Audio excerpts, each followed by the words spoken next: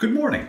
Today we are going to review momentum, impulse, collisions, and center of mass as a part of the AP Physics C Mechanics curriculum. Flippin' Physics! Bo, what is the equation for momentum? Momentum equals mass times velocity.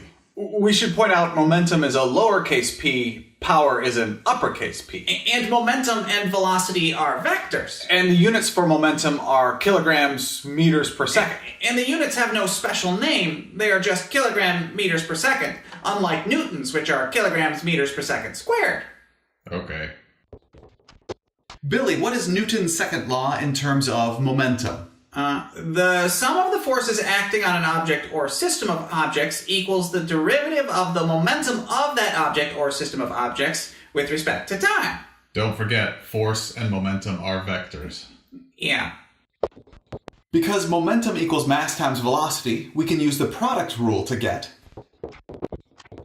net force equals the derivative of mass with respect to time times velocity, plus mass times the derivative of velocity with respect to time.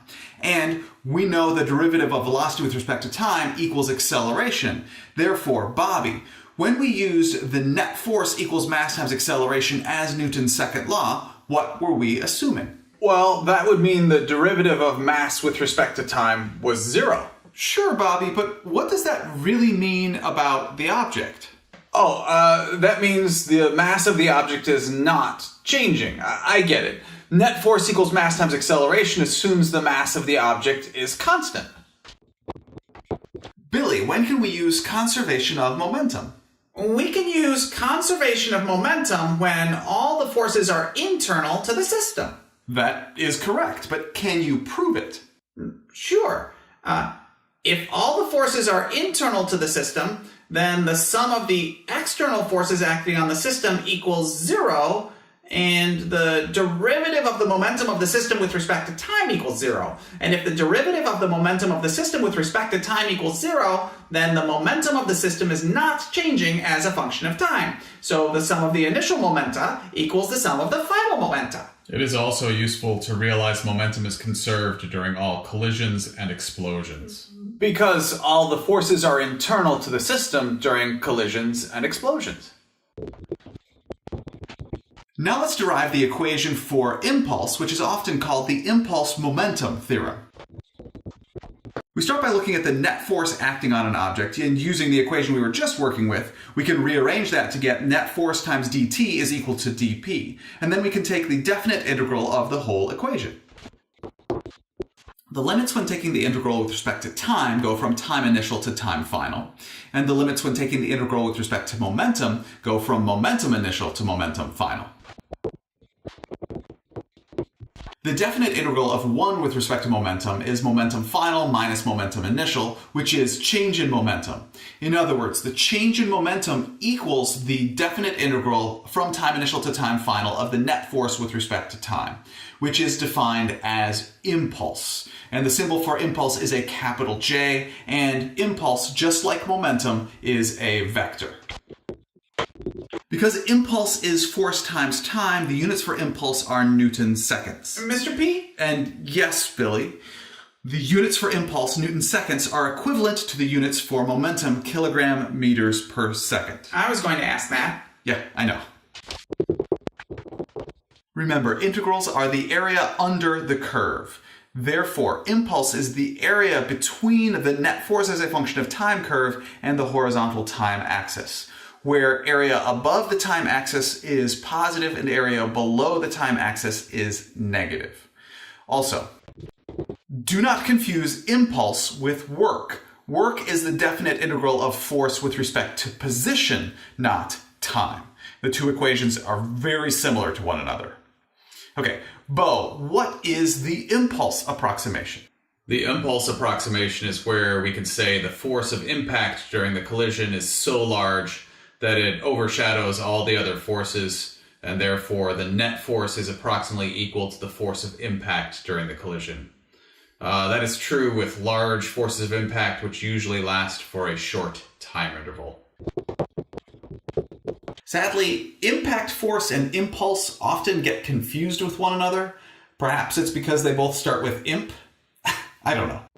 If we can consider the force of impact to be constant, or we have the average force of impact, the impulse is equal to the average force of impact times the change in time. This gives us a rectangle with the same area as the definite integral impulse equation. Now let's review the types of collisions.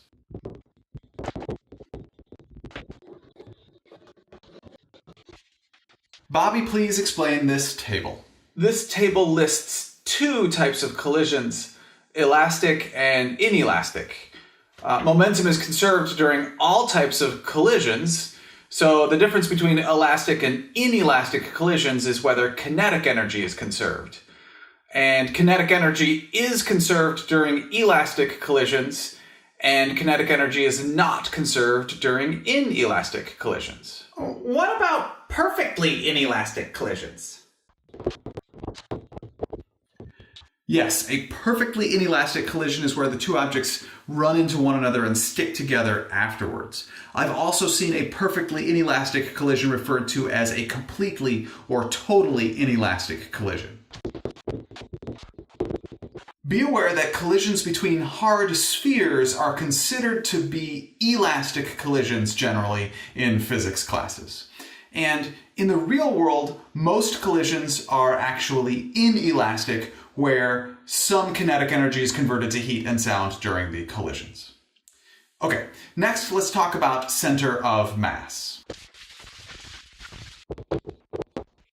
The position of the center of mass of a system of particles is equal to the sum of the mass of each particle multiplied by the location of each particle, all divided by the total mass of the system.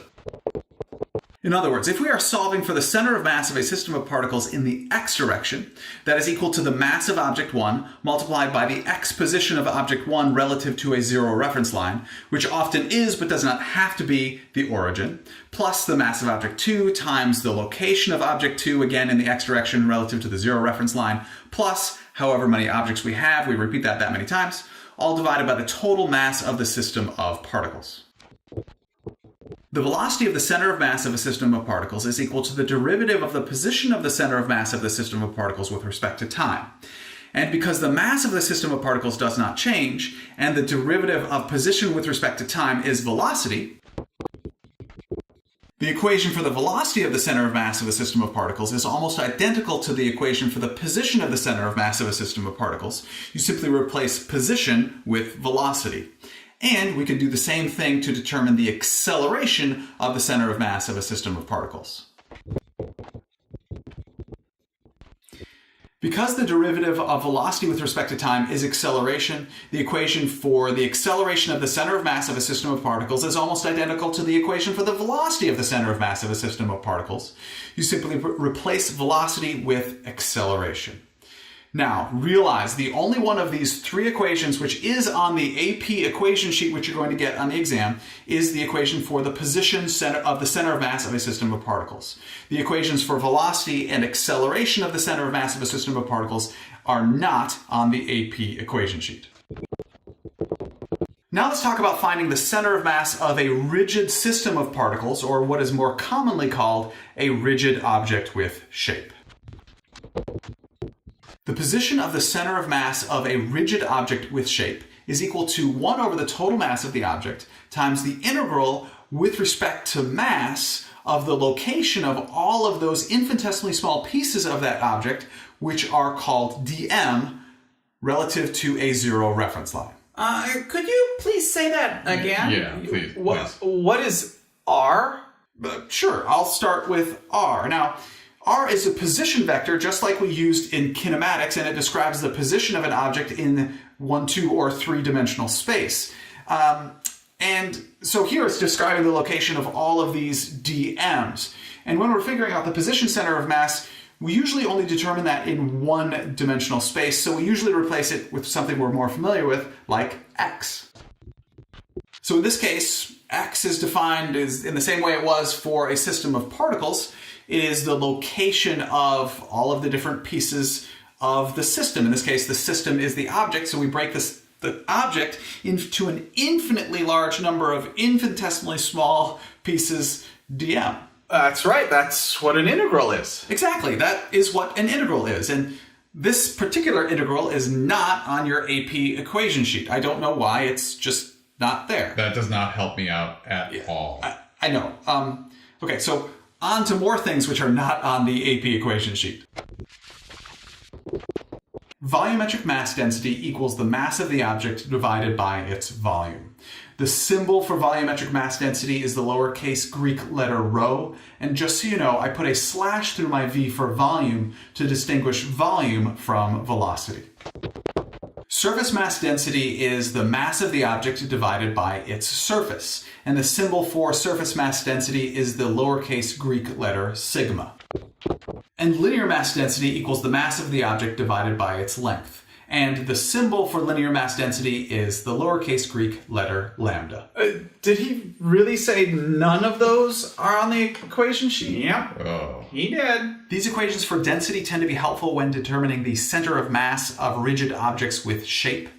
Although I will admit that sigma, the surface mass density, I have yet to see be used in AP Physics C mechanics. However, in AP Physics C electricity and magnetism, the surface charge density is used, and I thought y'all should start getting used to it. Thank you. Sure. That completes my review of momentum, impulse, collisions, and center of mass. Next, feel free to enjoy my review of rotational kinematics for AP Physics C mechanics, or you could visit my AP Physics C review webpage. Thank you very much for learning with me today. I enjoyed learning with you.